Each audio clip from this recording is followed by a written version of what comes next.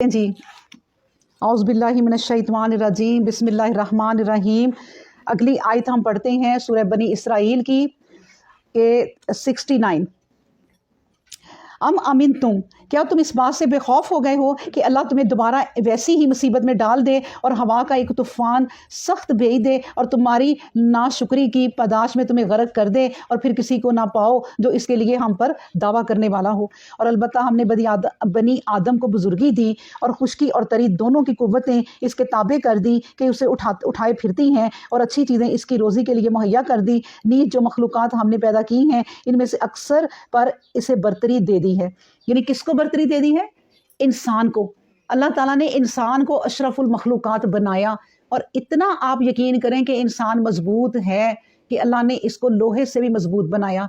ये पहाड़ों को चीर लेता है, उनको काट के सड़कें बना लेता है। फिर इसलिए अल्लाह ने इसको ये बरतरी दी कि इसको कुरान दिया। सारी मखलूकात ने कुरान उठाने से डर गए कि हम ये बोझ नहीं उठा सकते, लेकिन अल्लाह ने इंसान को दिया। क्यों? क्योंकि अल्लाह को पता है कि मैंने इसको अक्ल दी, इसको दिमाग दिया है। वो अपने दिमाग और अक्ल से हर चीज़ को अपने ज़ेर कर सकता है। ठीक है। उसके बाद बताया कि वो दिन जबकि हम तमाम इंसानों को इनके पेशवाओं के साथ बुलाएंगे, फिर जो कोई अपना नोश्ता अपने दाहिने हाथ में पाएगा तो वो इन लोगों में होगा जो अपना नोश्ता पढ़ लेंगे और इन पर राई बराबर भी ज़्यादती नहीं होगी। और जो कोई इस दुनिया में अंधा रहा तो यकीन करो आखिरत में भी वो अंधा ही रहेगा और रास्ता से यक कलम भटका हुआ। और इन लोगों ने तो इसमें कोई कसर उठा नहीं रखी थी कि तुझे फ़रेब देकर इस कलाम से बाज रखें जो हमने बजरिया वही नाजल किया है। और मकसूद इनका ये था कि इस कलाम की जगह दूसरी बातें कह कर तू हम पर इफ्तरा पर्दाजी करे और फिर इससे खुश होकर ये तुझे अपना दोस्त बना ले। यानी हम भी दुनिया में कुरान की बातें छोड़ दें अगर, तो लोग दुनिया वाले हैं वो खुश हो जाते हैं। जहाँ पे उनके सामने अगर हम कुरान की बातें करें तो वो हमसे बेजार हो जाते हैं। तो इसलिए अल्लाह ने कहा कि ये लोग तो चाहते हैं जो इस तरह के हैं कि वो कुरान की बातें ना हो बल्कि बदल दो। हाँ, क्योंकि कुरान की नसीहतें उन्हें सुनाओगे तो वो कुछ कर रहे हैं जो इसके खिलाफ हैं, तो इससे कैसे रुकेंगे। और अगर राह हक में हमने तुझे जमाना दिया होता तो तू ज़रूर इनकी तरफ कुछ ना कुछ मिलान कर ही लेता। अल्लाह अकबर। एक तो नबी से ही बात की जा रही है कि ये तुम्हारे कुरान से तुम्हें फिसला रहे हैं हर तरह से, और ये अल्लाह का ही कंट्रोल है, अल्लाह का ही काबू है कि वो इंसान को काबू में रखने की तौफीक देता है। तो अल्लाह ये हमें भी कह रहा है कि ये लोग जितने जो दुनिया में तुम रह रहे हो ना, तुम्हारे इर्द गिर्द जो ऐशो इशरत है, जिस तरह लोग ज़िंदगी गुजार रहे हैं, तुम भी फिसल जाओ, लेकिन अल्लाह ने ही तुम्हें संभाला हुआ है। और इस सूरत में ज़रूर ऐसा होता कि हम तुझे ज़िंदगी का भी दोहरा अजाब चुकाते और मौत का भी, और फिर तुझे हमारे मुकाबले में कोई मददगार ना मिलता। अल्लाह अकबर। यानी दुनिया में देखें अल्लाह तबारक व तआला को इतना बुरा लगता है कि उसके कानून के मुताबिक ना रहा जाए। ए नबी, अगर तू भी हमारा कुरान छोड़ता और इन लोगों के पीछे लगता तो अल्लाह तबारक व तआला उनके लिए कह रहे हैं कि दोहरा मज़ा चखता।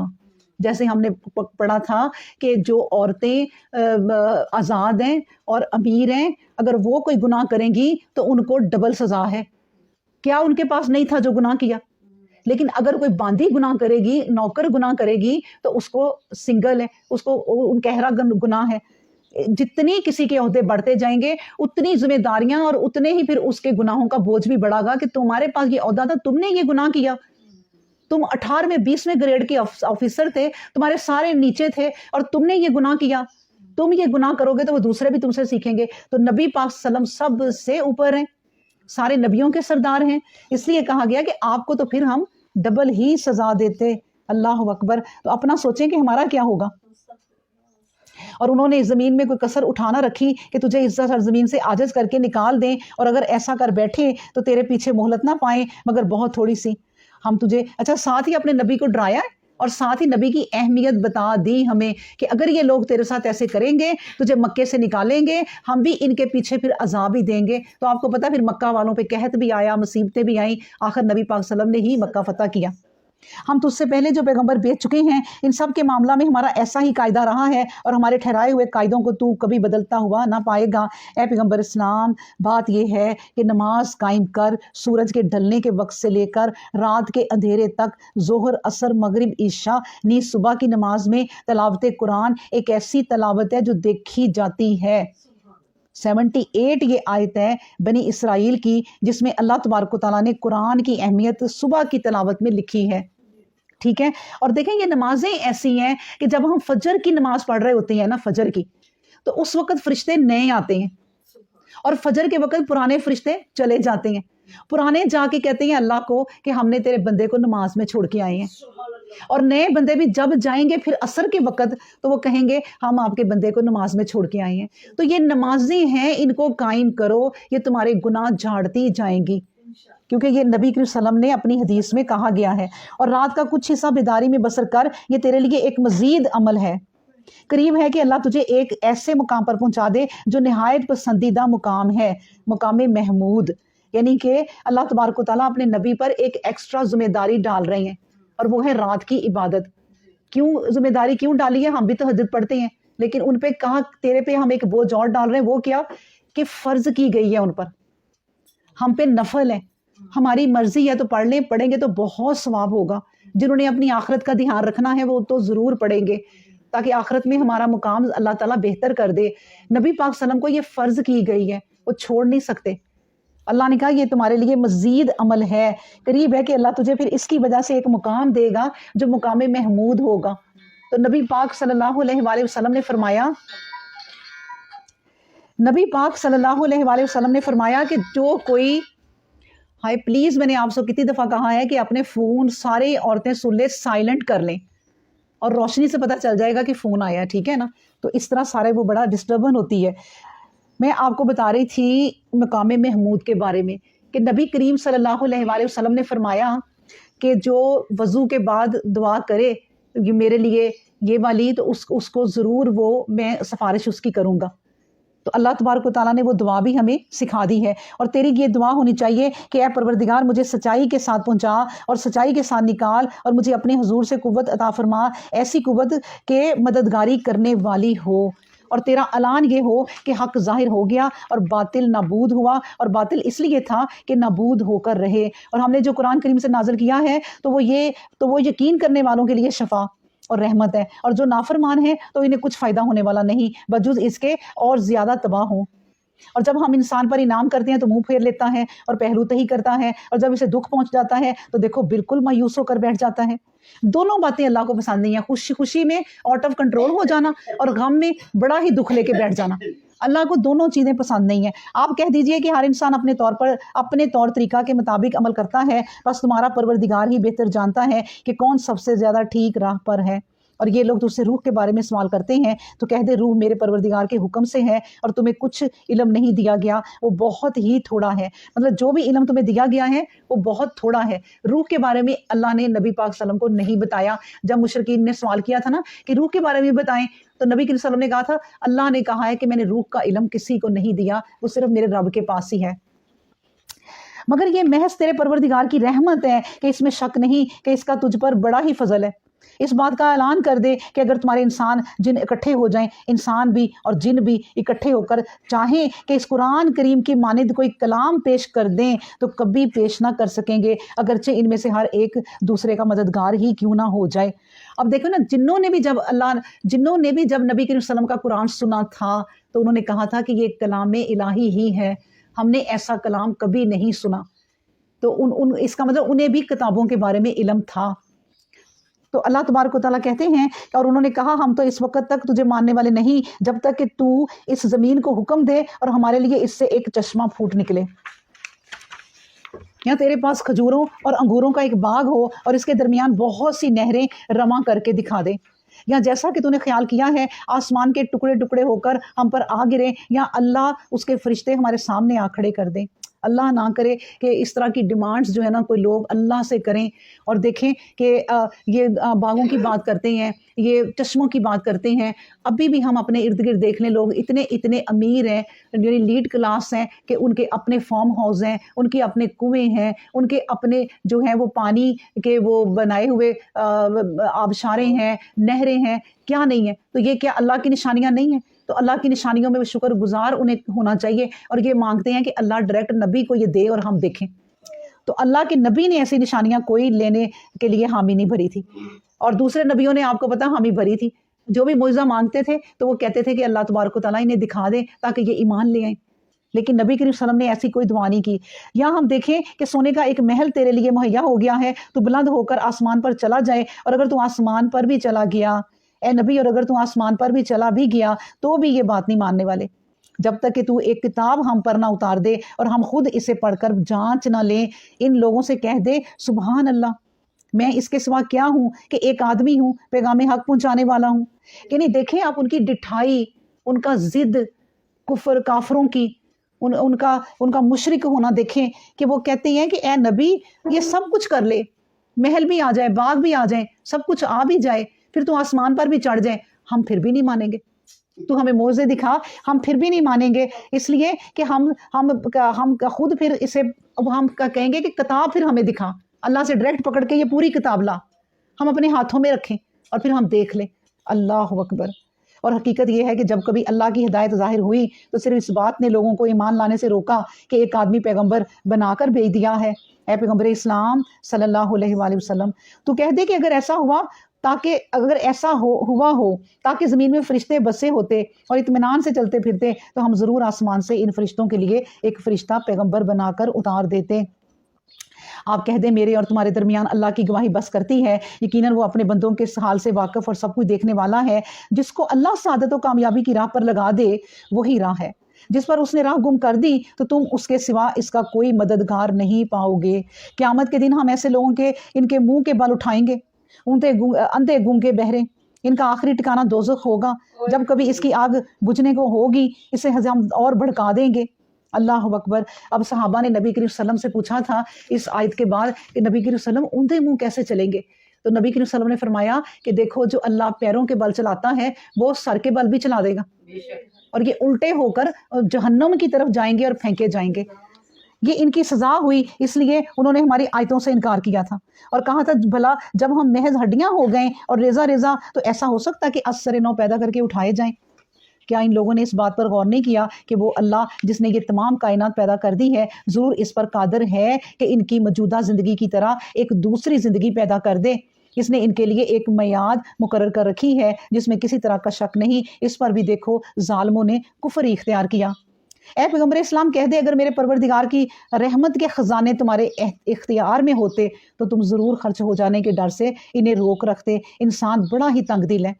پھر اللہ نے کہہ دیا کہ دیکھو اے پیغمبر یہ اتنی ڈیمانڈز کر رہے ہیں نا، اور اگر انہیں میں خزانے بھی دے دوں گا نا یہ خزانے بھی چھپا کے رکھ لیں گے، لوگوں کو اس میں سے ایک ٹگا بھی نہیں دیں گے، یہ اس طرح کے لوگ ہیں۔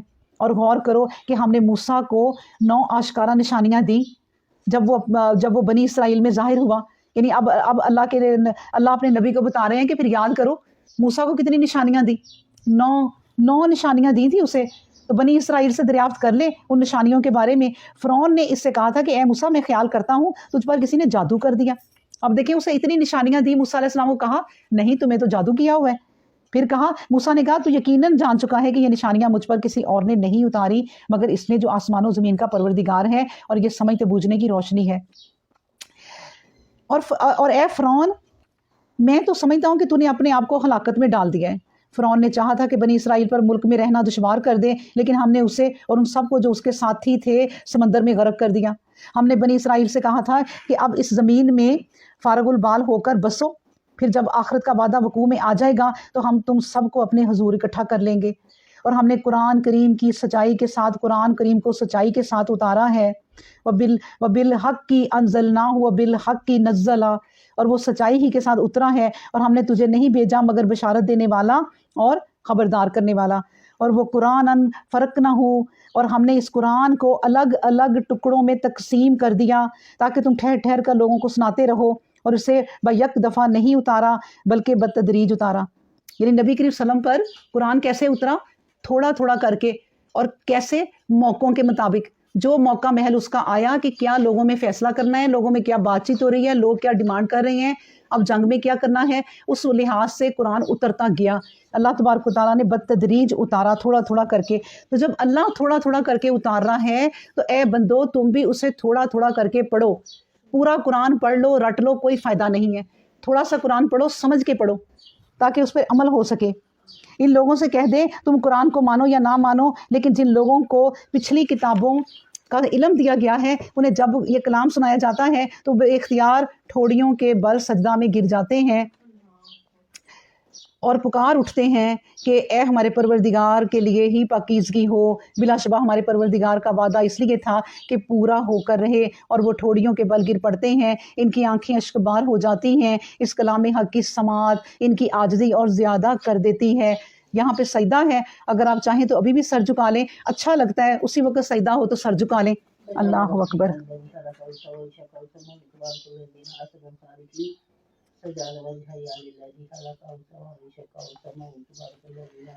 اللہ اکبر۔ اللہ تعالیٰ ہمارا جھکنا قبول فرمائے، اور جتنے سجدے پیچھے گزرے ہیں اگر نہیں کہ اپنی نمازوں میں کر لیں، ٹھیک ہے، آپ سجدہ یاد رکھا کریں۔ اس کے بعد فرمایا کہ اے پیغمبر اسلام کہہ دے تم اللہ کو کہہ کر پکارو، اللہ کہہ کر پکارو یا رحمان کہہ کر پکارو، جس نام سے پکارو اس کے نام سارے خوبی اور حسن خوبی والے ہیں، اور تو جب نماز میں مشغول ہو تو نہ چلا کر زور سے پڑھ، نہ بالکل چپکے، چاہیے کہ درمیان کی راہ اختیار کی جائے۔ نماز کا طریقہ بتا دیا، ٹھیک ہے نا، ہم نے کئی دفعہ پڑھا ہے کہ نماز جو ہے نا وہ ایسے پڑھے کہ آپ کی آواز آپ کے کانوں تک جائے اور آپ کو سمجھ آ رہی ہوگی ہم کیا پڑھیں، لیکن لوگوں کو نہ سنائیں، اتنی اونچی ہو۔ وَقُلِ الْحَمْدُ لِلَّهِ الَّذِي لَمْ يَتَّخِذْ وَلَدًا وَلَمْ يَكُنْ لَهُ شَرِيكٌ فِي الْمُلْكِ وَلَمْ يَكُنْ لَهُ وَلِيٌّ مِّنَ الذُّلِّ وَكَبِّرْهُ تکبیرا۔ اور کہ ساری ستائش اللہ کے لیے ہے جو نہ تو اولاد رکھتا ہے۔ اب اس صورت کے آخر میں اللہ نے پھر اپنی جو ہے وہ بڑیائی بیان کی کہ سن لو کہ میں کیسا ہوں۔ ساری صورت میں بھی یہی باتیں بتائیں کہ میرا شریک نہ کرو، اور اب بھی اللہ آخر میں کہتا ہے کہ ساری ستائش اللہ کے لیے ہے جو نہ تو اولاد رکھتا ہے، نہ اس کی فرمانبرداری میں کوئی اس کا شریک ہے، نہ کوئی ایسا ہے کہ اس کی درماندگی کی وجہ سے اس کا مددگار ہو۔ اس کی بڑائی کی پکار بلند کر جیسی پکار بلند کرنا ہوتی ہے، یعنی اللہ اللہ ہی کرو، اللہ اکبر کہو، سیڑھیاں چڑھو تو اللہ اکبر کرو، اترو تو سبحان اللہ کہو، کھانا کھاؤ تو الحمدللہ، ہر وقت اللہ کا ذکر بلند کرو، بس یہی تم نے کرنا ہے۔ بسم اللہ الرحمن الرحیم، سورہ کہف۔ الحمدللہ الذی انزل علی عبدہ الکتاب ولم یجعل لہ عوجا۔ ساری ستائشیں اللہ کے لیے ہیں۔ دیکھیں پچھلی سورت اسی پہ ختم ہوئی، اللہ کی ستائش، اللہ کی مہربانی، اللہ کی کبریائی، اللہ کی عظمت اللہ بیان کر رہے ہیں کہ اے لوگو مجھے اس طرح یاد کرو، مجھے اس طرح پکارو، میری بندگی کرو۔ دیکھیں پھر دوسری صورت میں اللہ کی ستائش سے شروع ہو رہی ہے۔ ساری ستائش اللہ کے لیے ہے جس نے اپنے بندے پر الکتاب اتاری اور اس میں کسی طرح کی بھی کجی نہ رکھی، یعنی اس کتاب میں کوئی کمی نہیں ہے۔ اس کتاب کو بغیر شک کے پڑھو اور اللہ کا حق جان کے پڑھو، اور جب دل میں شک رکھ کے پڑھو گے تو پھر تمہیں کجی خود محسوس ہوگی، ورنہ کوئی اس میں کجی نہیں ہے۔ یہ کیا ہے؟ یہ بالکل سیدھی بات، اور اس طرح اتاری کہ لوگوں کو خبردار کر دے اللہ کی جانب سے ایک سخت ہولناکی آ سکتی ہے، اور مومنوں کو جو اچھے اچھے کام کرتے ہیں خوشخبری دے دے کہ یقیناً ان کے لیے بڑی ہی خوبی کا اجر ہے، وہ ہمیشہ اس میں خوشحال رہیں گے۔ نیز ان لوگوں کو متنبہ کر دے، یعنی اب خوشخبری بھی سنا دے اور ڈراوا بھی دے دے، دونوں چیزیں بتا دے کہ نیز ان لوگوں کو متنبہ کر دے جنہوں نے کہا اللہ بھی اولاد رکھتا ہے۔ اللہ اکبر۔ اب دیکھیں اسی کی گواہی ابھی سورہ بنی اسرائیل کے اینڈ میں دی اللہ نے کہ اللہ کی کوئی اولاد نہیں ہے۔ اب پھر وہی بات ہو رہی ہے کہ کیونکہ اللہ کو یہ بات بہت بری لگی ہے۔ نبی کریم صلی اللہ علیہ وسلم نے فرمایا کہ اللہ کو بھی کیا کوئی گالیاں دے سکتا ہے؟ صحابہ نے کہا یہ کیسے ہو سکتا ہے کہ کوئی اللہ کو گالیاں دے؟ نبی کریم صلی اللہ علیہ وسلم نے کہا مشرک جب کہتے ہیں نا کہ اللہ کا بیٹا ہے تو یہ گالی دینے کے مترادف ہے، گالی ہی دی ہے۔ اس بارے میں انہیں کوئی علم نہیں، نہ ان کے باپ دادوں کے پاس کوئی علم تھا۔ کیسی سخت بات ہے جو ان کی زبانوں سے نکلتی ہے، اللہ کی اولاد قرار دے کر یہ کچھ نہیں کہتے مگر سر تا سر جھوٹ کہتے ہیں۔ تیری حالت تو ایسی ہو رہی ہے کہ جب لوگ یہ بات بھی نہ مانے تو عجب نہیں کہ تو ان کے پیچھے مارے افسوس کی اپنی جان ہلاکت میں ڈال دے۔ روئے زمین پر جو کچھ بھی ہے اسے ہم نے زمین کی خوشنمائی کا موجب بنایا ہے، اور اس لیے بنایا ہے کہ لوگوں کو آزمائش میں ڈالیں کون ایسا ہے جس کے کام سب سے زیادہ اچھے ہوتے ہیں۔ ہم نے تو یہ دیکھنا ہے، اللہ نے کہا کہ ایہم احسن عملا، کہ کس کے کام اچھے ہیں۔ ہم نے لوگوں میں صرف یہ دیکھنا ہے، ہم نے یہ نہیں دیکھنا کوئی خوبصورت ہے، کالا ہے، چھوٹا ہے، بڑا ہے، دولت مند ہے تو غریب ہے، یہ نہیں دیکھنا۔ ہم نے دیکھنا ایہم احسن عملا، کس کے عمل اچھے ہیں۔ बस अमल से ज़िंदगी बनती है, जन्नत भी जहन्नम भी। ये खाकी अपनी फितरत में ना नूरी है ना नारी है, सिर्फ अमल करे अमल। बस ये किताब अमल के लिए आई है। और उसके बाद कहा और फिर हम ही हैं कि जो कुछ ज़मीन पर है इसे चटियल मैदान बना देते हैं। क्या तू ख्याल करता है कि गार और रकीम वाले हमारी निशानियों में से कोई अजब निशानी है? यानी इन्होंने जो सवाल किया है कि गार वालों के मुतल्लिक ज़रा पूछो नबी से कि इसका कुरान क्या बताता है, तो इन्हें कहो कि क्या ये कोई अजब निशानी है? मेरी निशानियां तो बहुत उतरी हैं, बेशुमार उतरी हैं, तुम्हें क्या गार वालों की निशानी ही बहुत लगती है? अपने इर्द गिर्द देखो तो अल्लाह की बहुत निशानियां हैं। एक मच्छर भी तुम नहीं बना सकते, एक मच्छर भी अल्लाह की बहुत बड़ी निशानी है, उसका तुम पर भी नहीं बना सकते। तो ये निशानियां क्या कम है? पहली बात तो मुशरिकों को ये जवाब दिया कि इसको तुम अजब कहते हो। कोई नहीं अजब, मेरी तो बहुत सारी अजब निशानियां हैं। तो ये भी एक निशानी है। बहरहाल कहा कि जब चंद जवान गार में जा बैठे थे और उन्होंने दुआ की, परवरदिगार तेरे हजूर से हम पर रहमत हो और तू हमारे इस काम के लिए कामयाबी का सामान कर दे। बस ए पैगम्बर इस्लाम, गार में कई बरसों तक हमने इनके कान दुनिया की तरफ से बंद कर दिए, फिर इन्हें उठा खड़ा किया ताकि वाज़ेह हो जाए कि दोनों जमातों में से कौन है जो गुजरी हुई बात का ज़्यादा बेहतर अहाता कर सकता है। बात यह है कि अल्लाह तबारक व तआला अपने उन बंदों पे इतना मेहरबान है। मेहरबानियां तो उसने अपनी दुनिया में फैलाई हुई हैं, काफरों को भी दे रहा है, लेकिन उन बंदों पे मेहरबान है जो उसकी राह में कोशिश करें, जो शिर्क से बचने के लिए अपने आप को मुसीबत में भी डाल लें। अल्लाह उनके लिए क्या करता है? अल्लाह उनको नींद दे देता है सुकून की। अब देखें, आप लोग भी अपने आप को देखें, हम देखें कि हम अगर बहुत थके हुए हैं, अल्लाह की राह में काम करते हैं, आते हैं जाते हैं, जो अल्लाह के लिए निकलते हैं, तो आप बस ये सोचें कि जब अल्लाह हमें नींद देता है तो ये हमें बहुत बड़ी रहमत दे दी, बहुत बड़ा फजल दे दिया। जिनको नींद के झोंके आ जाते हैं ना, यहाँ भी वैसे, और फिर जब भी सर रखती हैं बिस्तर पे तब भी आ जाते हैं। ठीक है, ये क्लास में नहीं आने चाहिए, लेकिन मैं ये समझती हूँ कि जिनको नींद का एक झोंका भी आ जाता है, अल्लाह ने उस पर बड़ी रहमत की। अल्लाह ने उसको बैठे बैठे रिफ्रेश कर दिया कि मेरी बंदी ने सारी उम्र कुरान में गुजारी है, अब उम्र हो गई है, अगर इससे झोंका एक आ जाता है तो फरिश्ते उसके झोंके में भी उससे गुनाह नहीं लिखते। क्योंकि नबी करीम सल्लल्लाहु अलैहि वसल्लम कहते हैं कि जब मेरा बंदा बीमार हो जाता है, अल्लाह कहता है कि जब मेरा बंदा बीमार हो जाता है तो ए फरिश्तों उसके अमाल रोक दिए जाते हैं। अब फरिश्ते उसके अमाल लिखना रुक जाते हैं। अल्लाह कहता है ना रुको, इसके वैसे ही अमाल लिखते जाओ जो वो करता था इस पूरी बीमारी में। और हम कहते हैं हाय बीमारी आ गई, हाय मैं कब ठीक होंगी। देखें उस बीमारी के अजर और गुनाह भी जड़ते हैं उस बीमारी में अगर सब्र कर लिया तो।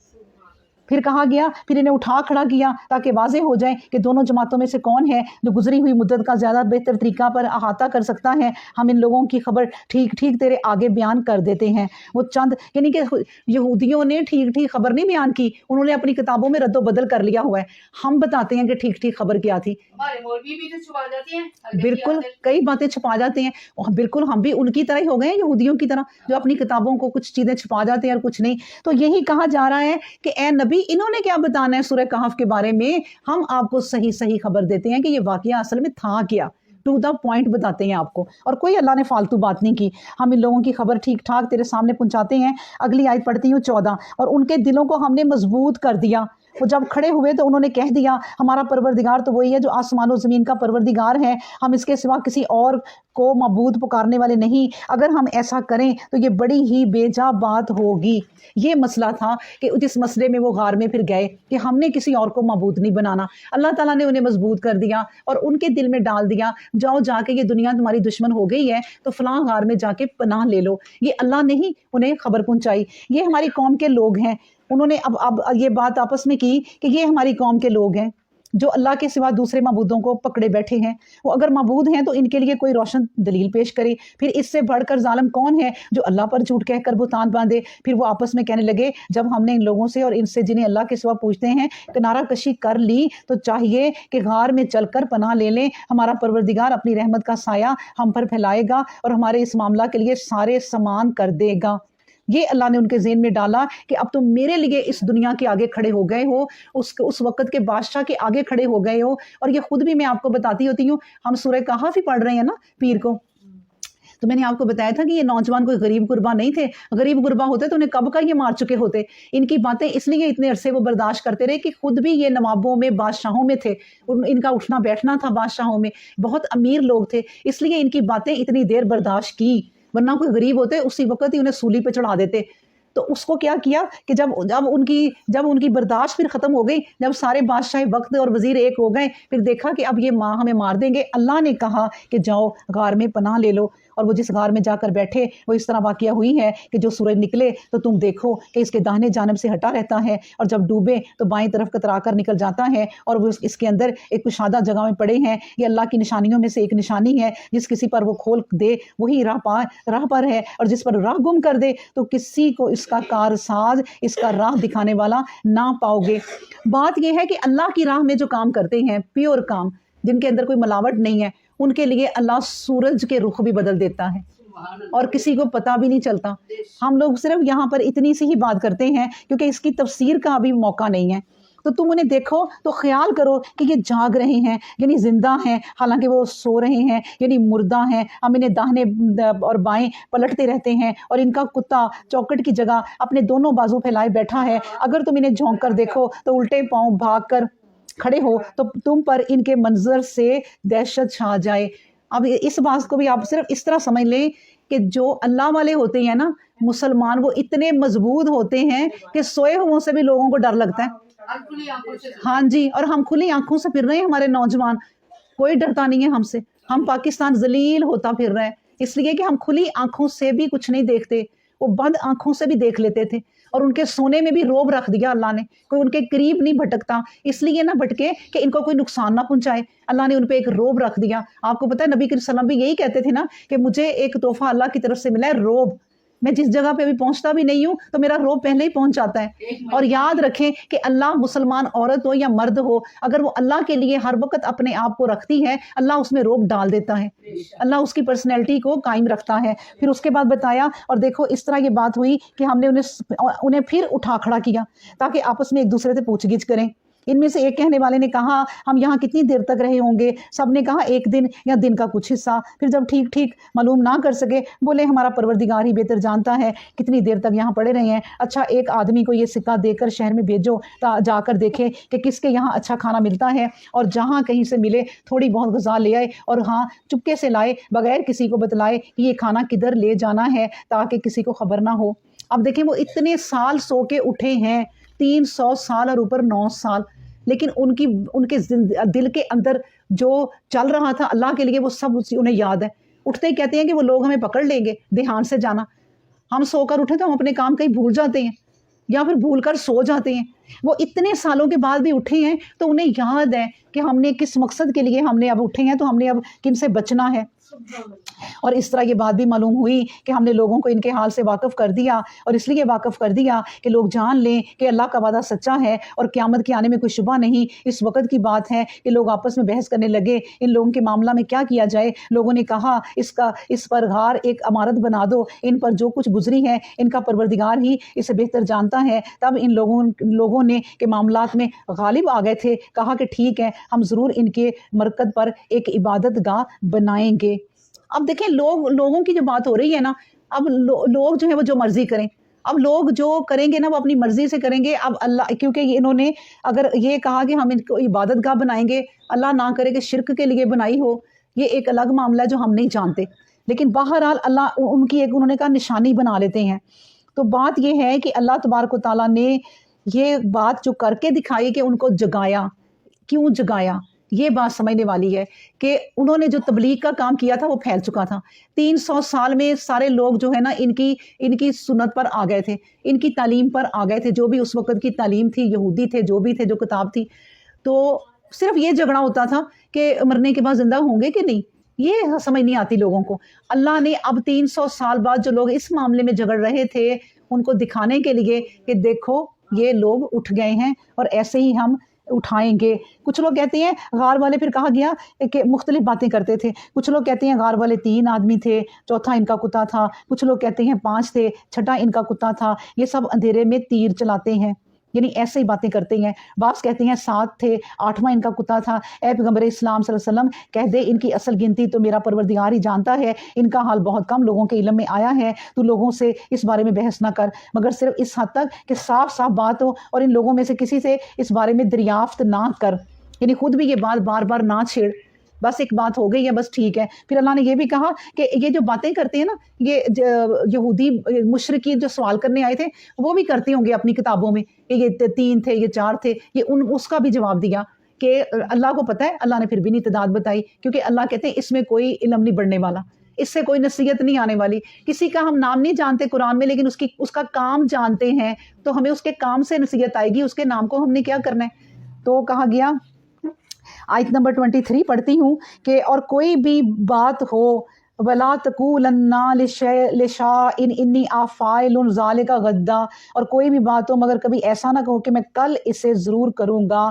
ممکن ہے کہ ایسا نہ کر سکو مگر الا ان یشاء اللہ, الا یہ کہ سمجھ لو ہوگا وہی جو اللہ چاہے گا. اور جب کوئی بھول جاؤ تو اپنے پروردگار کی یاد تازہ کر لو, تم کہو امید ہے میرا پروردگار زیادہ کامیابی کی راہ مجھ پر کھول دے گا.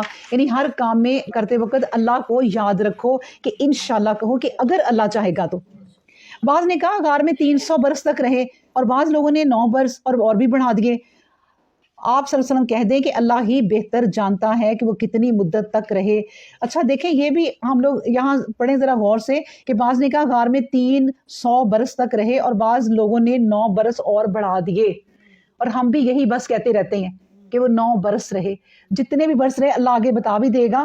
بہرحال اللہ کہہ رہے ہیں کہ استعداد بھی اللہ ہی بہتر جانتا ہے. آپ صلی اللہ علیہ وسلم کہہ دیں اللہ ہی بہتر جانتا ہے کہ وہ کتنی مدت تک رہے, وہ آسمان و زمین کی پوشیدہ باتیں جاننے والا ہے, وہ بڑا ہی دیکھنے اور سننے والا ہے. اس کے سوا لوگوں کا کوئی کارساز نہیں کہ ان کے بگڑے کام سنوار دے, نہ وہ اپنے حکم میں کسی کو شریک کرتا ہے.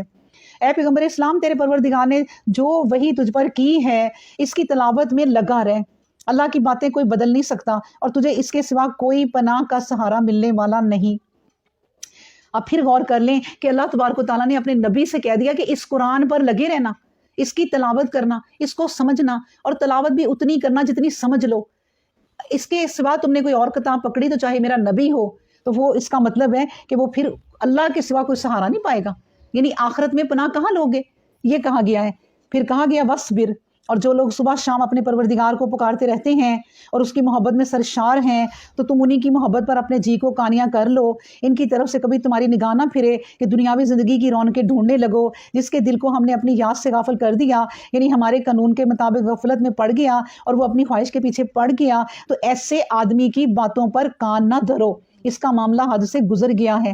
اب وہی مشرکین مطلب کہ جو آئے ہیں وہ کہتے ہوں گے کہ ہم غریبوں میں نہیں بیٹھیں گے, ہمارے لیے ذرا بہتر جگہ بنائیں اور غریبوں کو اٹھا دیں. تو اللہ تبارک و تعالیٰ سمجھا رہے ہیں کہ تمہارے پاس جو بیٹھے ہیں انہی کے اوپر تم رہو, کیونکہ یہ زیادہ اللہ کا ذکر کرنے والے ہیں. اس کے بعد بتایا ان الذین آمنوا وعملوا الصالحات انا لا نضیع اجر من احسن عملا, مگر جو لوگ ایمان لائے اور اچھے کام کیے تو جس نے اچھے کام کیے ہوں ہم کبھی اس کا اجر ضائع نہیں کرتے. پھر اللہ کہتے ہیں اولئک لہم جنات عدن تجری من تحتہم الانہار یحلون فیہا من اساور, یہ لوگ ہیں جن کے لیے ہمیشگی کے باغ ہوں گے اور باغوں کے تلے نہریں بہ رہی ہوں گی, اور بادشاہوں کی طرح یہ سونے کے کنگن پہنے ہوئے ہوں گے, سبز ریشم کے باریک اور دویز کپڑوں سے آراستہ مسندوں پر تکیے لگائے ہوئے بیٹھے ہوں گے.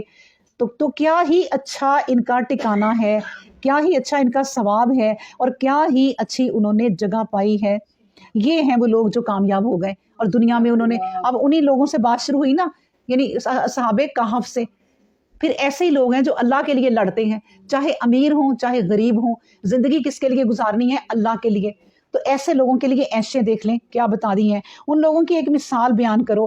اللہ تعالیٰ پھر ایک مثال دینے لگے ہیں کہ وَاضْرِبْ لَهُم مَثَلًا رَجُلَيْنِ, ان لوگوں کو ایک مثال اور سنا دو. 2 آدمی تھے, ان میں سے ایک کے لیے ہم نے انگور کے 2 باغ مہیا کر دیے, گردا گرد کھجور کے درختوں کا احاطہ تھا, بیچ کی زمین میں کھیتی تھی, بس دونوں باغ پھلوں سے لد ہو گئے، پیداوار میں کسی طرح کی بھی کمی نہ ہوئی۔ ہم نے ان کے درمیان ایک نہر جاری کر دی تھی۔ تب وہ ایک دن گھمنڈ میں آ کر اپنے دوست سے جسے یہ خوشحالیاں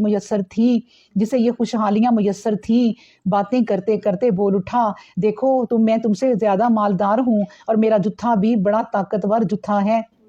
پھر وہ اپنے باغ میں گیا اور وہ اپنے ہاتھوں اپنا نقصان کر رہا تھا۔ اس نے کہا، میں نہیں سمجھتا کہ ایسا شاداب باغ کبھی ویران ہو سکتا ہے۔ مجھے توقع نہیں کہ قیامت کی گھڑی برپا ہوگی، اور اگر ایسا ہوا بھی کہ میں اپنے پروردگار کی طرف لٹایا گیا تو میرے لیے کیا کھٹکا ہے، مجھے ضرور وہاں بھی اس سے بہتر ٹھکانہ ملے گا۔ اللہ اکبر۔ اب دیکھیں کہ ہمیں سکھایا گیا ہے کہ اس دنیا کی چیزوں پہ گھمنڈ نہ کرو۔ عیش و عشرت میں بھی اگر رہ رہے ہو تو اللہ کا شکر ادا کرو۔ پھر میں وہی کہوں گی کہ ذوالقرنین کا ذکر آنے والا ہے، وہ بادشاہ تھے لیکن اللہ کے آگے جھکتے تھے۔ حضرت داؤد علیہ السلام، حضرت سلیمان علیہ السلام بادشاہ تھے لیکن اللہ کے آگے جھکتے تھے، اور وہ ایسا جھکتے تھے، ایسی تلاوت کرتے تھے کہ اس کی تلاوت میں اتنا سرور ہوتا تھا کہ ساری چیزیں ساتھ جھومنے لگ جاتی تھی۔ یہ ہوتی ہے خشوع خضوع، کہ نبی پاک صلی اللہ علیہ وسلم ہمیں اس لیے کہتے ہیں کہ نماز جو ہے وہ خشوع خضوع سے پڑھو۔ حضرت حسین رضی اللہ عنہ کو جب تیر لگے تو انہوں نے کہا کہ میری نماز میں جب میں ہوں تو تیر نکالنا۔ جب انہوں نے نماز پڑھ لی تو کہا، تمہیں میں نے کہا تھا کہ میری کمر سے تیر نماز کے وقت نکالنا، تو انہوں نے کہا ہم نے تو نکال بھی دیے۔ یعنی نہیں پتا انسان کو وہ ہے نماز، کہ نماز پڑھتے اس سے نہیں پتا کہ دنیا میں کیا ہو رہا ہے، وہ کسی اور ہی